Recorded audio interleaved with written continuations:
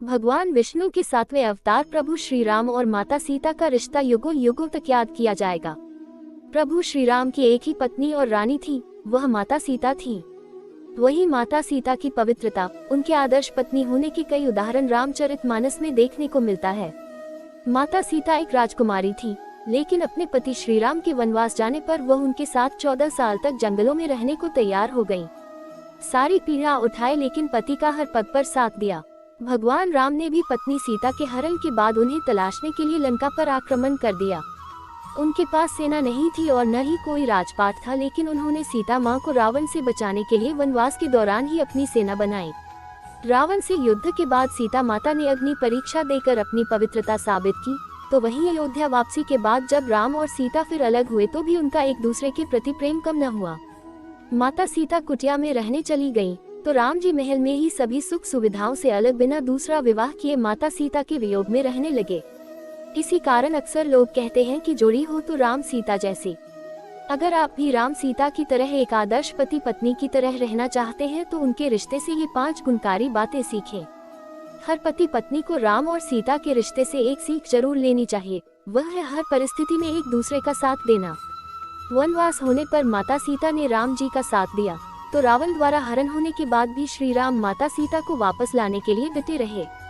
विपरीत परिस्थितियों में भी उन्होंने एक दूसरे का साथ नहीं छोड़ा। बुरी से बुरी परिस्थिति में भी दोनों ने एक दूसरे पर विश्वास बनाए रखा। प्रेम पद और पैसों से परे हैं।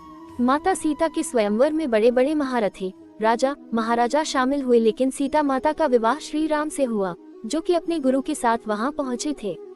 एक बालक जो राजा भी नहीं बना था और राजकुमार के वेश में भी नहीं था, फिर भी माता सीता ने उन्हें अपने पति के रूप में स्वीकार किया। वहीं जब राम को वनवास हुआ और उन्हें सारा राजपाट छोड़ना था, तब भी माता सीता ने पति के पद और पैसों के बारे में तनिक न सोचा और सारी सुख सुविधाएं छोड़कर श्री राम के साथ वनवास चली आई। माता सीता ने जीवन भर पतिव्रता होने का धर्म निभाया। रावण द्वारा हरण के बाद भी माता सीता ने अपनी इज्जत पर आंच न आने दी और अंत तक रावण के सामने न झुकी। दूर रहने के बाद भी माता सीता ने अपने पत्नी धर्म पर आंच न आने दी। श्री राम ने भी पत्नी की अनुस्थिति में अश्वमेध यज्ञ के दौरान उनकी सोने की प्रतिमा बनवाकर उसे साथ बैठाया। एक राजा होते हुए भी उन्होंने पत्नी सीता के दूर जाने के बाद भी दूसरी स्त्री से विवाह नहीं किया। दोनों के बीच दूरियों के बाद भी माता सीता और श्री राम का एक दूसरे के लिए प्रेम और वैवाहिक धर्म जस का तस बना रहा। प्रभु श्री राम और माता सीता के रिश्ते में सुरक्षा और सम्मान दोनों की भावना थी।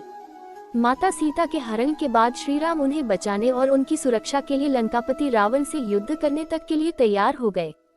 हर पति को अपनी पत्नी की सुरक्षा और सम्मान का ध्यान रखना चाहिए।